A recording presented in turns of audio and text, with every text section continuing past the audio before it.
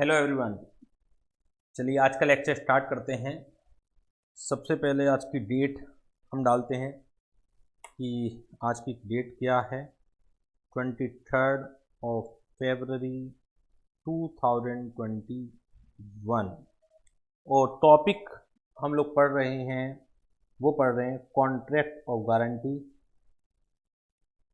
Contract of guarantee,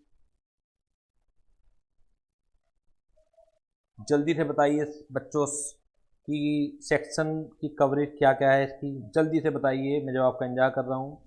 जल्दी से बताइए, जवाब आने स्टार्ट हो गए हैं। सर सेक्शन 126 टू 147, यानी कि जो सेक्शन की कवरेज है वो सेक्शन 126 से लेकर 147 तक है कॉन्ट्रैक्ट ऑफ गारंटी की। ऑल दो सेक्शन ज़्यादा याद नहीं करने आपको, ये मैं पहले ही बता चुका हूँ। मेन कॉन्सेप्ट याद करने हैं, क्योंकि कॉन्ट्रैक्ट एक्ट ना प्रैक्टिकल लाइफ में हमारे सीए में ज़्यादा काम का है और ना ही ये फाइनल में है। हाँ, कंपनीज एक्ट के ज़रूर आप याद कर लीजिएगा। ऑल दो सीए इंटरमीडिएट लेवल पर सेक्शन अगर नहीं भी लिखते हैं तो नंबर नहीं काटे जाते, लेकिन फाइनल लेवल पर है, फिर कॉरपोरेट आपको एक्ट में प्रैक्टिस भी करनी पड़ सकती है, तो उस पर्पज़ के लिए कंपनी एक्ट की ज़रूर याद कर लीजिएगा। बाकी यहाँ की ज़रूरत नहीं है।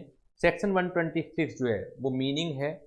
मीनिंग में क्या लिखा हुआ है वो देख लेते हैं कि मीनिंग ऑफ गारंटी मैं पढ़ा चुका था। आज तो हम नोट मेकिंग का ज़्यादातर काम करेंगे जो कल मैंने पढ़ाया था। A contract of guarantee is a contract to perform a promise और discharge the liability of a third person in case of is default. यानी कॉन्ट्रैक्ट ऑफ गारंटी एक तरीके का कॉन्ट्रैक्ट है। एक तरीके का कॉन्ट्रैक्ट है। किस तरीके का कॉन्ट्रैक्ट है? टू परफॉर्म द प्रॉमिस और डिस्चार्ज द लाइबिलिटी। या तो कोई प्रॉमिस समय पर पूरा करने वाली बात हुई, या किसी की लाइबिलिटी डिस्चार्ज करने के वाली बात हुई है। किससे का प्रॉमिस पूरा करना है? थर्ड पर्सन का, अगर वो कोई गलती करेगा। तो ये सब हम लोग पढ़ चुके थे, इसमें तो ज़्यादा मुझे कराना नहीं है कुछ भी आपको। एग्जाम्पल ये मैंने आईटीआई के सब दे रखे हैं और ये मैं पढ़ा चुका हूँ। इसके बाद हम लोग आ गए थे सीधे तौर पर essential element, essential feature of a contract of guarantee. ये ट्राइपरटाइट एग्रीमेंट है, यानी कि 3 तरह के एग्रीमेंट है कॉन्ट्रैक्ट ऑफ गारंटी में। एक नॉर्मल कॉन्ट्रैक्ट है जो प्रिंसिपल डेट और प्रिंसिपल क्रेडिटर के बीच में होगा। दूसरा कॉन्ट्रैक्ट ऑफ गारंटी है जो कि श्योरिटी और क्रेडिटर के बीच में होगा। और तीसरा इम्प्लाइड इंडेमनिटी का कॉन्ट्रैक्ट है जो कि श्योरिटी और प्रिंसिपल डेटर के बीच में होगा। कंसेंट तीनों पार्टियों की जरूरी है। बिना तीनों पार्टियों कंसेंट के कॉन्ट्रैक्ट ऑफ गारंटी वैलिड नहीं है। Existence of a lawful debt, ये एक प्री कंडीशन है अगर कॉन्ट्रैक्ट ऑफ गारंटी को वैलिड बनाना है। ये भी मैं अच्छी तरह समझा चुका था आपको, लेकिन इसकी एक एक्सेप्शन है।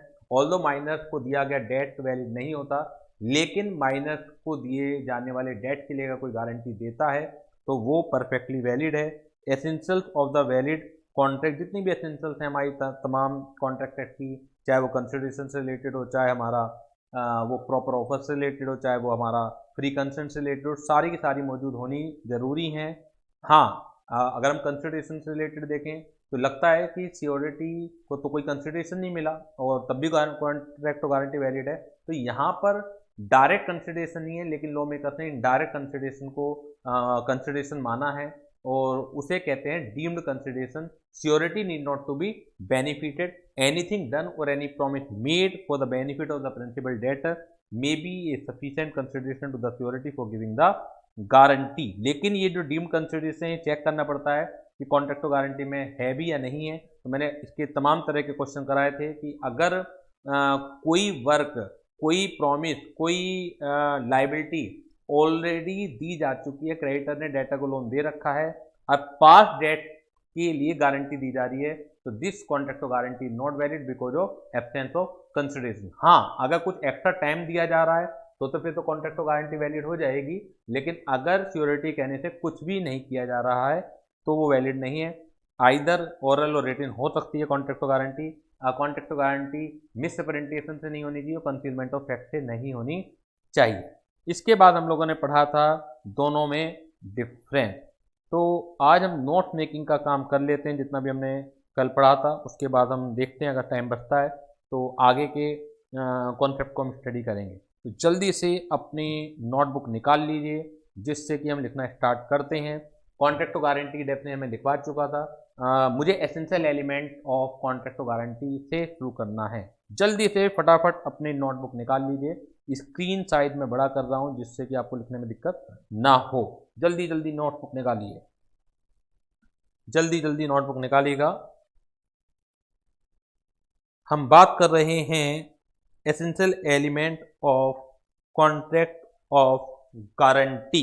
नोट्स मैंने आपको दे ही रखे हैं। यहाँ पर मैं शॉर्ट फॉर्म में आपको नोट मेकिंग करवा रहा हूँ कि जिससे मेन पॉइंट सारे के सारे आपके कवर हो जाएं और पेपर से पहले केवल आप नोटबुक जो मैं लिखवा रहा हूँ क्लासरूम में उसे पढ़ के चले आएंगे तो भी बहुत अच्छे नंबर आ जाएंगे। तो essentials of a valid guarantee heading डालते हैं। Essentials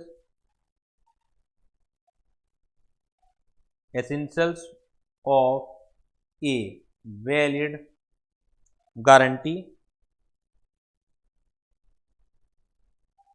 essentials of a valid guarantee। essentials of a valid guarantee, पहला essential जो है वो है existence of a principal debt। existence of a principal debt। existence of a principal debt। दूसरा benefit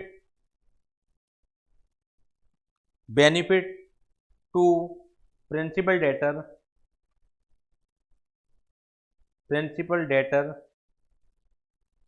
benefit to principal debtor is sufficient consideration।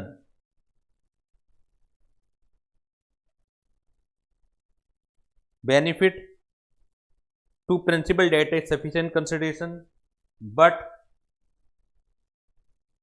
past consideration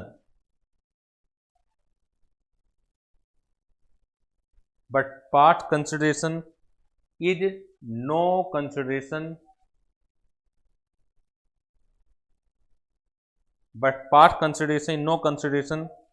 for a contract of guarantee।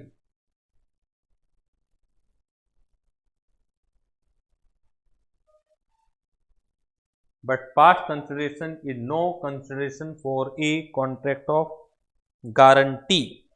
देखिए normal contract में consideration में be past, present and future, but in a contract of guarantee past consideration is no consideration. तो जो differences हैं वो note अच्छी तरह से करने होते हैं, मेमोराइज अच्छी तरह करने होते हैं, क्योंकि गड़बड़ी जो है वो यहीं होती है।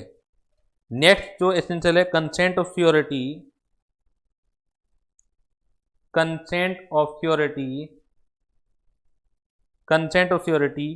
not to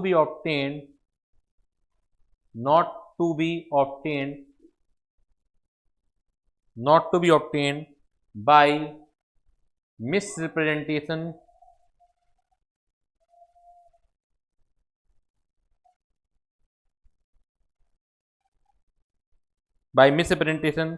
or concealment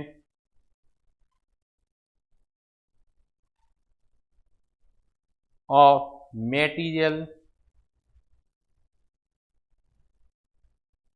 fact. Material यानी कि इंपॉर्टेंट फैक्ट, ये भी हम लोगों ने पढ़ा था। कैन बी ओरल और रिटिन, एक दो चीज़ और लिखवा रहा हूँ जो अभी तक हमने पढ़ी नहीं है, बाद में अभी आएंगी तो लिखवा मैं ही रहा हूँ जिससे आपके नोट मेकिंग तो ही सके। Surety can be proceeded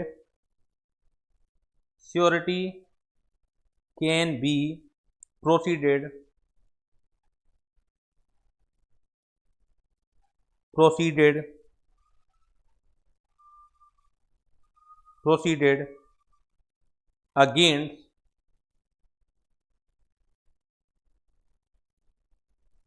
without proceeding without proceeding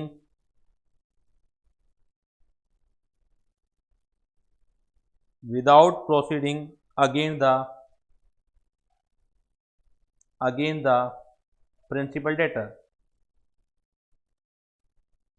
ध्यान दीजिए, जो क्रेडिटर है वो डायरेक्टली श्योरिटी पर मुकदमा कर सकता है, ऑल्दो प्रिंसिपल डेटर की जो लाइबिलिटी होती है वो प्राइमरी होती है और श्योरिटी की लाइबिलिटी सेकेंडरी होती है, तो वो अलग बात है। लेकिन ऐसा जरूरी नहीं है कि क्रेडिटर को पहले मुकदमा करना पड़े, मांगना जरूर पड़ेगा क्रेडिटर को डेटर से, लेकिन अगर वो मना करता है तो ऐसा जरूरी नहीं है कि पहले क्रेडिटर डेटर पर मुकदमा करे, सारे लीगल एक्शन पहले डेटर के खिलाफ ले, और अगर वो सफल नहीं हो पाता है तब जाके वो श्योरिटी के खिलाफ मुकदमा करे। वो डायरेक्टली श्योरिटी के खिलाफ मुकदमा कर सकता है।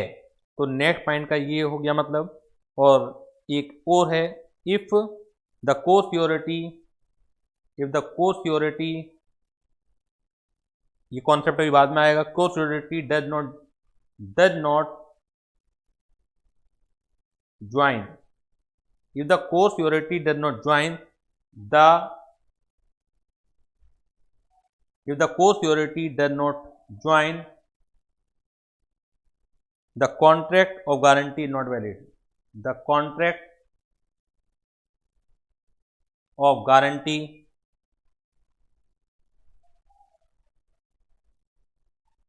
is not valid, the contract of guarantee is not valid। जल्दी से कॉपी कीजिए, टेक योर टाइम। उसके बाद हम नेक्स्ट कॉन्सेप्ट पर आते हैं, difference between indemnity and guarantee. जल्दी से कॉपी कीजिए।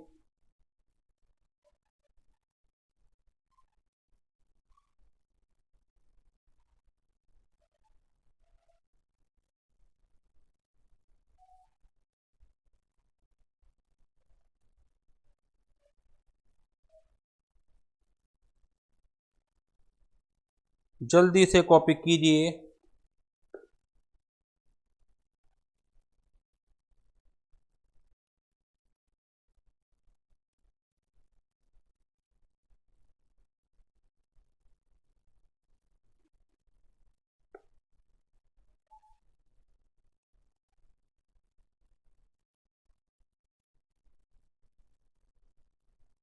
जल्दी से कॉपी कीजिए।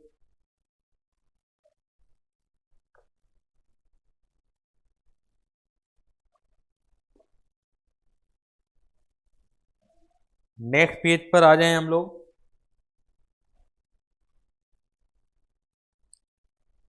नेक्स्ट पेज पर आ जाएं हम लोग।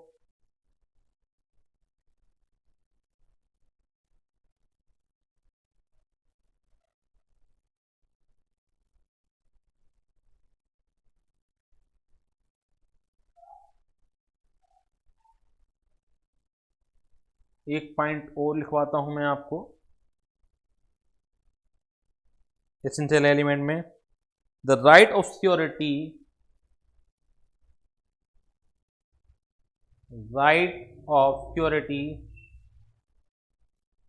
the right of surety is not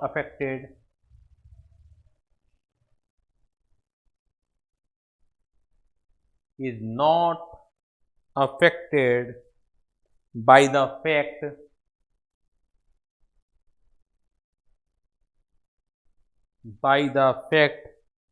that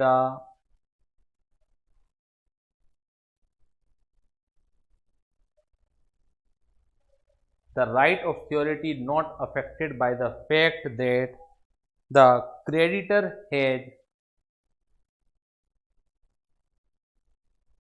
refused to sue the principal debtor,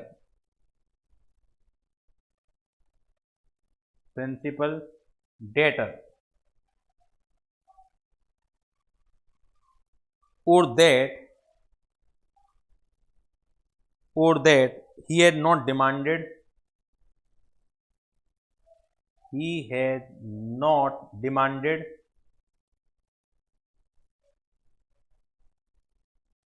demanded the sum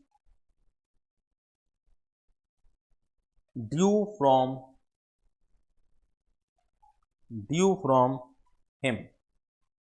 The right of surety not affected by the fact that creditor has refused to sue the principal debtor or that he had not demanded the sue due from him. तो ये मैं अभी आपको समझाया ही था कि वैसे creditor के लिए ज़रूरी नहीं है कि वो पहले डेटर पर मुकदमा करे, वो डायरेक्टली श्योरिटी पर भी मुकदमा कर सकता है। उसी का एक्सटेंशन पॉइंट है ये कि जो श्योरिटी का राइट होता है कि वो डेटर से रिकवर कर सके क्योंकि इम्प्लाइड इंडेमनिटी होती है, तो वो इस बात से फर्क नहीं पड़ता है कि क्रेडिटर ने प्रिंसिपल डेटर को मुकदमा नहीं किया। यानी प्रिंसिपल डेटर अपने बचाव में ये नहीं कह सकता कि जब क्रेडिटर ने ही मुकदमा नहीं किया तो श्योरिटी कैसे मुकदमा कर सकता है। श्योरिटी भी तब भी मुकदमा डायरेक्टली कर सकता है। किसके ऊपर कर सकता है? प्रिंसिपल डेटर के ऊपर, क्योंकि प्रिंसिपल डेटर और श्योरिटी में इम्प्लाइड इंडेमनिटी का कॉन्ट्रैक्ट होता है। और नेक्स्ट पॉइंट है जो डीम्ड कंसिडरेशन है। डीम्ड कंसिडरेशन में बोलूंगा ऐसे, डीम्ड कंसिडरेशन, डीम्ड इसलिए बोलूंगा कि वास्तव में कोई कंसिडरेशन है नहीं लेकिन माना जाता है। ये वाली बात लिखी हुई है सेक्शन 127 के अंदर। क्या लिखा हुआ है? Anything done or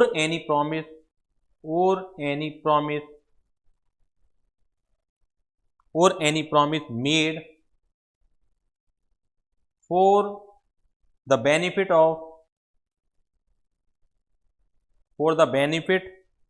of the principal debtor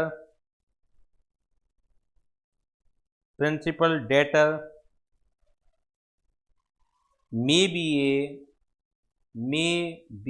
a sufficient consideration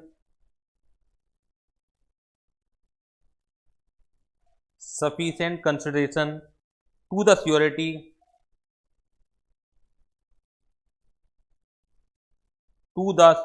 for giving the guarantee,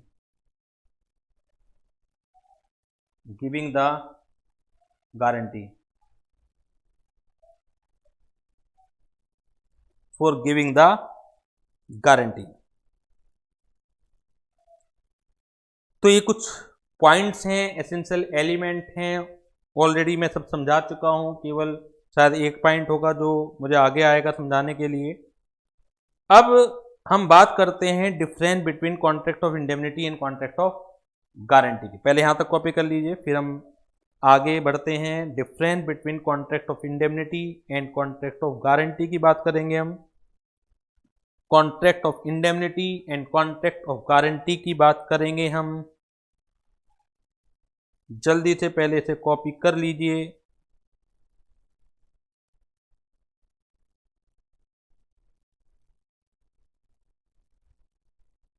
जल्दी से इसे कॉपी कर लीजिए। फिर हम बात करेंगे कॉन्ट्रैक्ट ऑफ इंडेमनिटी और कॉन्ट्रैक्ट ऑफ गारंटी के डिफरेंस की। जल्दी जल्दी जवाब भेजिएगा कि सबने कॉपी कर लिया है या नहीं किया है।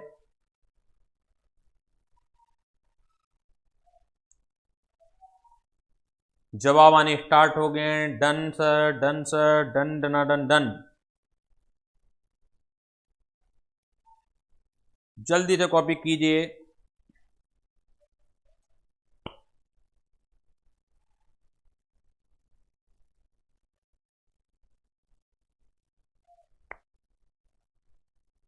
चलिए अब हम डिफरेंस को लिखते हैं। नेक्स्ट पेज पर आते हैं और हम लिखते हैं difference between indemnity and guarantee. Difference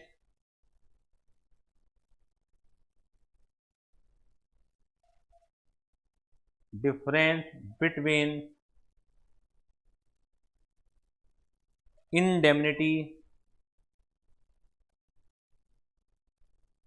indemnity and guarantee।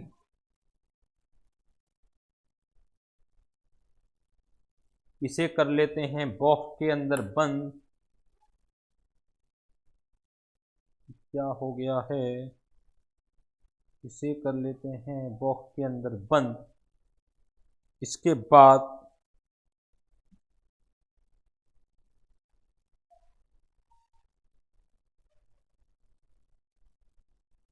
एक में आएगा इंडेमनिटी, एक में आएगा गारंटी।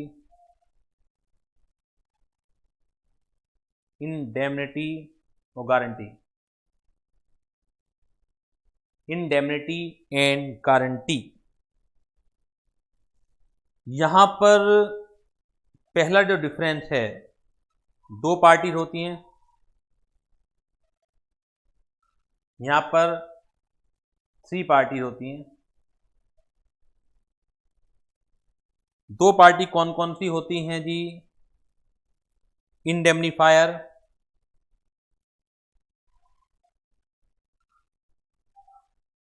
इंडेमनीफायर और इंडेमनीफाइड। इंडेमनीफाइड को इंडेमनिटी होल्डर भी कहते हैं। यहां होंगी 3 party, creditor, debtor and surety. Debtor, creditor and surety. यहां पर जो लाइबिलिटी है वो प्राइमरी है इंडेमनीफायर की, liability of indemnifier is primary and independent.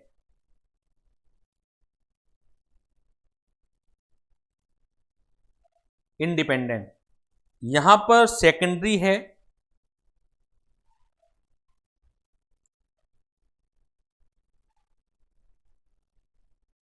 Liability of surety is secondary and conditional. समझा चुका हूं मैं आपको। सेकेंडरी इस वजह से क्योंकि पहली लाइबिलिटी प्रिंसिपल डेटर की है, कंडीशनल इस वजह से कि अगर प्रिंसिपल डेटर पेमेंट ना करे तो ही लाइबिलिटी है। यहां पर एक कॉन्ट्रैक्ट है, मालूम है आपको, बिटवीन इंडेमनिफायर एंड इंडेमनिफाइड। यहां पर 3 कॉन्ट्रैक्ट हैं, पूरा आप लिख ही लेंगे, यानी कि between debtor and creditor, between creditor and surety, between surety and debtor. यहां पर लाइबिलिटी इंडेमनीफायर की कब अराइज होती है?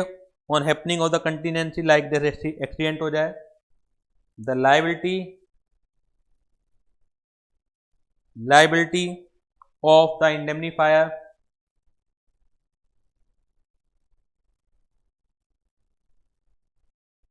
the liability of indemnifier arises only on the happening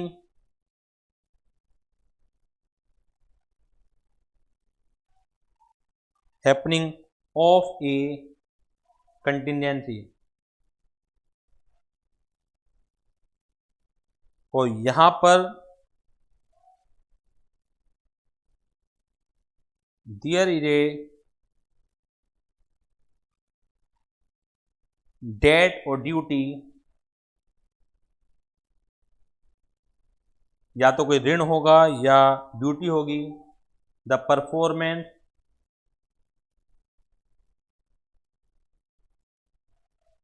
of which, यानी डेट चुका दिया जाएगा या जो ड्यूटी है, प्रॉमिस है, वो समय पर पूरा कर दी जाएगी। इसकी परफॉर्मेंस की is guaranteed by surety, by surety. जल्दी से कॉपी कीजिए, फिर नेक्स्ट पेज मुझे पलटना है। जल्दी से कॉपी कीजिए।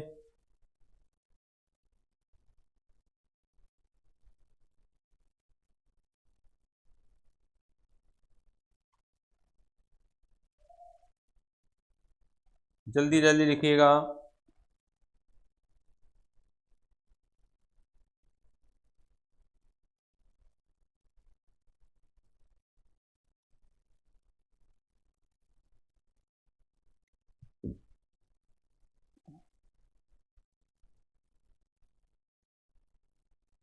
जल्दी जल्दी लिखिएगा।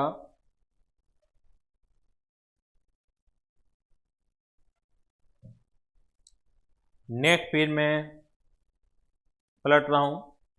अगर किसी का नहीं अभी कॉपी हुआ हो तो वो पॉज करके कॉपी कर लीजिएगा।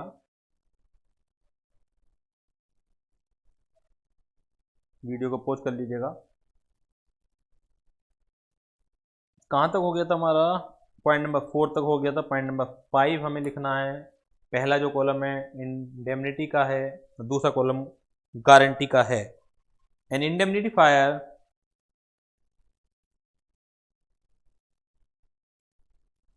an indemnifier cannot sue a third party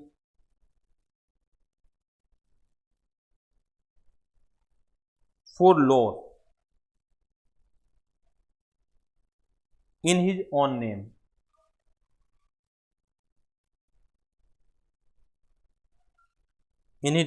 because there is no privity of contract।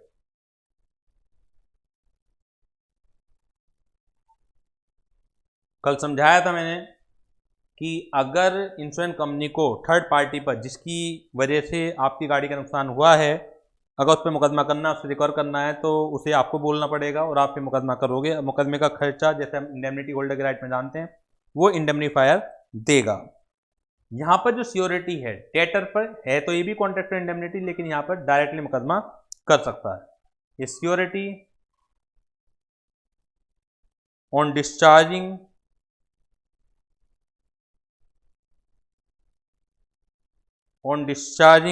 the debt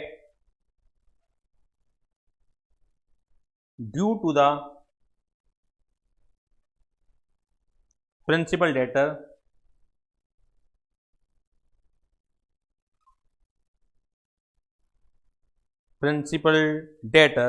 step into the shoes। Step into the shoes का मतलब होता है किसी की जगह ले लेना। यानी कि जैसे क्रेडिटर जो है वो डेटर से डिमांड करता है पैसे। अब क्रेडिटर का पेमेंट तो सियोरिटी ने चुका दिया, तो एक तरह से डेटर के लिए सियोरिटी क्या बन गया? क्रेडिटर बन गया। तो step into the shoes of the creditor, he can proceed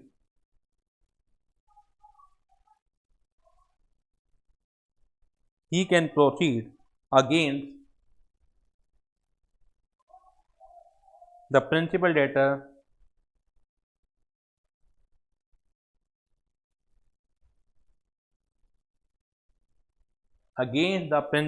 debtor in his own right। खुद अपने नाम से मुकदमा किया जा सकता है। एक डिफरेंस ये भी है कि इंडेमनिटी के कॉन्ट्रैक्ट में इंडेमनिटी फायर को at the request of indemnified act करने की जरूरत नहीं है। करने को कर सकता है लेकिन जरूरत नहीं है। मैनी टाइम इंश्योरेंस कंपनी के एजेंट आप ही के पास आते हैं और कभी कभी आप भी इंश्योरेंस कंपनी को पहले से ऑफर दे सकते हो, यानी कि वहां पे ऑफर कोई भी दे सकता है। लेकिन अगर सिक्योरिटी के केस में कहा जाए तो at the request of debtor ही उसे वर्क करना पड़ता है जो कॉन्ट्रैक्ट ऑफ गारंटी का है। तो the indemnifier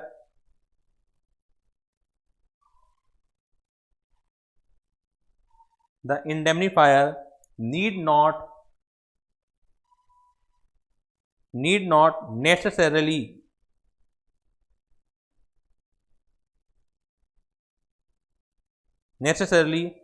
act at the request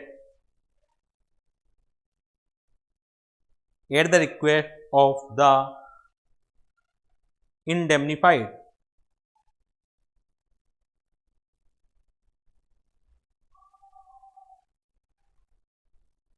यहां पर surety surety must act by extending guarantee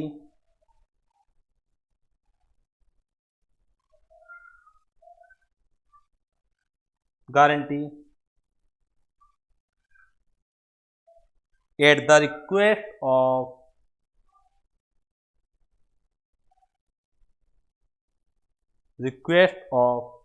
the debtor, at the request of debtor। यहां पे इंडेमनिटी का पर्पज क्या है? लॉस को रिएम्बर्स करवाना,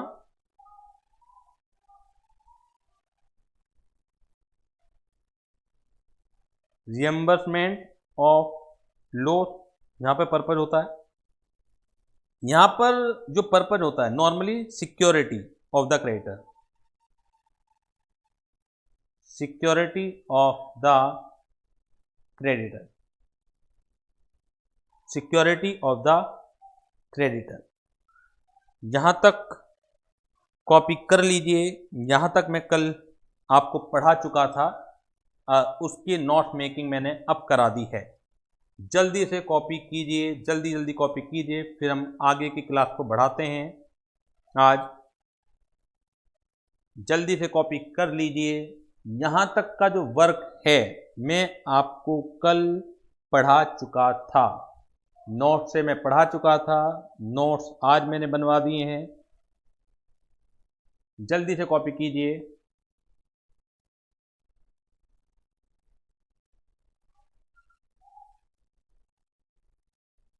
जल्दी जल्दी कॉपी कीजिए,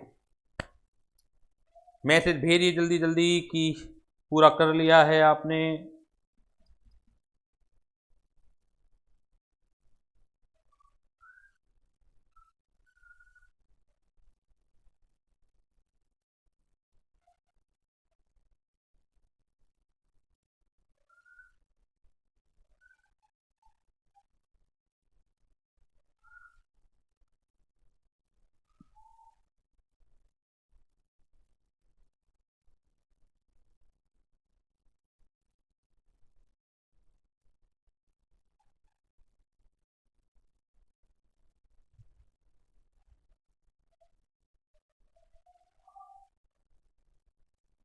चलिए मैसेज आने स्टार्ट हो गए आपके कि सर कॉपी हो गया है। आगे बढ़ते हैं हम लोग।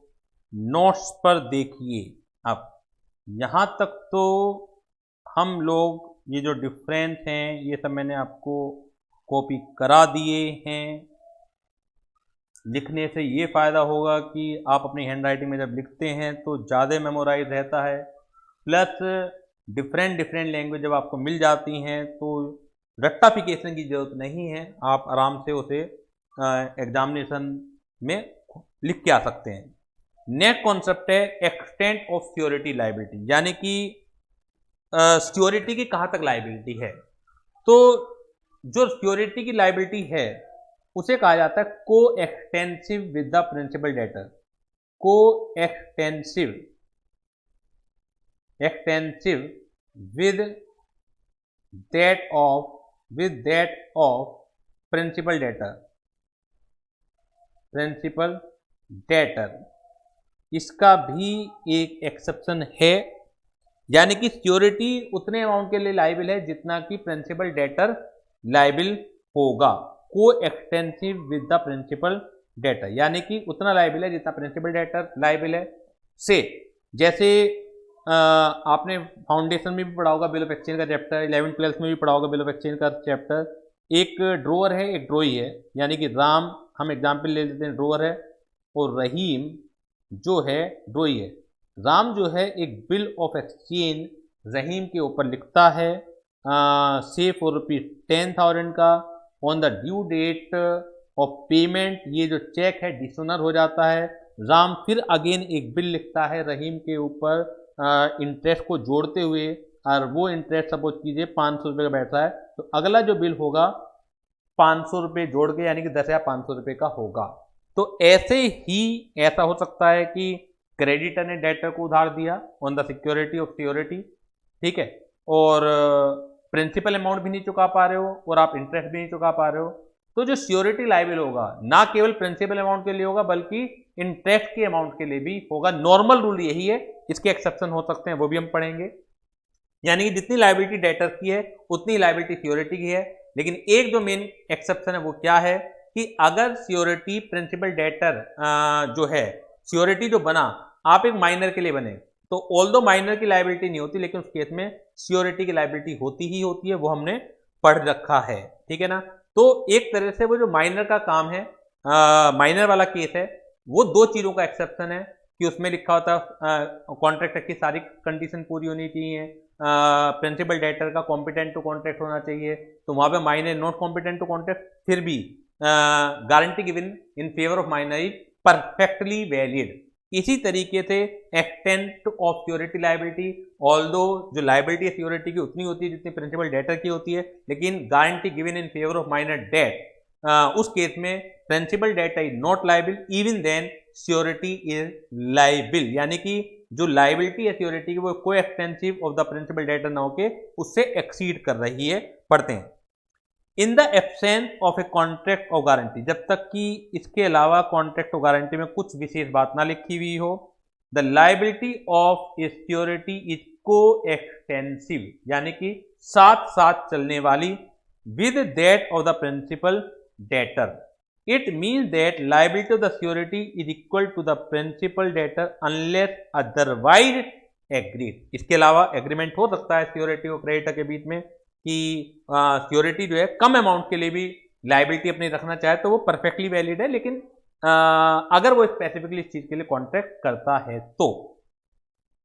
कुछ पॉइंट देखिएगा, कीप अटेंशन में, the liability of the security may be made less than that of the principal debtor by an express contract to that effect. यानी लायबिलिटी जो सिक्योरिटी की है, चाहे तो सिक्योरिटी कम अमाउंट के लिए भी लायबल हो सकता है, लेकिन इसके लिए उसे स्पेसिफिकली कॉन्ट्रैक्ट में मेंशन करना पड़ेगा। कॉन्ट्रैक्ट में अगर स्पेसिफिकली मेंशन नहीं है तो liability equal to the principal debtor होगी। दूसरा जो पॉइंट है, the liability of the security arises immediately when a default is made by the principal debtor. The creditor can sue the security without suing the principal debtor. ये मैंने आज के note making के दौरान भी आपको एसेंशियल एलिमेंट के अंदर भी लिखवा दिया है। यानी द लायबिलिटी सिक्योरिटी के एकदम अराइज होती है जैसी प्रिंसिपल डेटर क्रेडिटर को मना करता है। Creditor without suing the principal debtor directly sue on the security. इसके बाद if there is a condition precedent for security liability, the security would be liable only when such condition is fulfilled. अगर security guarantee देने के लिए तैयार हो गया creditor को, लेकिन उसने एक शर्त भी लगा दी, कोई भी शर्त हो सकती है, उदाहरण में दे रहा हूं, तो जब तक वो शर्त पूरी नहीं होगी सिक्योरिटी की लायबिलिटी नहीं मानी जाएगी। सपोज कीजिए एक सिक्योरिटी है, एक क्रेडिटर है, इसके नाम भी लिखता हूं मैं अभी, वो डेटर है, ये ए है, ये बी है, ये सी है। डेटर यानी सी ने रिक्वेस्ट की ए से कि मुझे उधार दिलवा दीजिए, बी आपको जानता है और आपके कहने पर वो उधार दे देगा। लोन चाहिए सी को बी से, बी और ए में जान पहचान होगी तभी वो सिक्योरिटी के रूप में तैयार होगा। बी ए के पास आता है कि तुम इसके सिक्योरिटी बनते हो या नहीं बनते हो, आप बनने के लिए तैयार हो या नहीं हो। ए ने कहा कि मैं गारंटी देने के लिए तैयार हूं, बशर्ते कि संजय सर भी तैयार हो जाएं। संजय सर यानी कि इसे कहेंगे को सिक्योरिटी।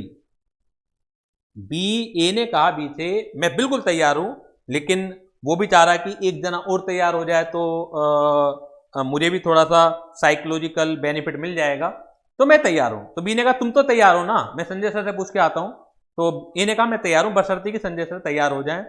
अब बी ने या तो संजय सर से पूछा नहीं या वो तैयार नहीं हुए।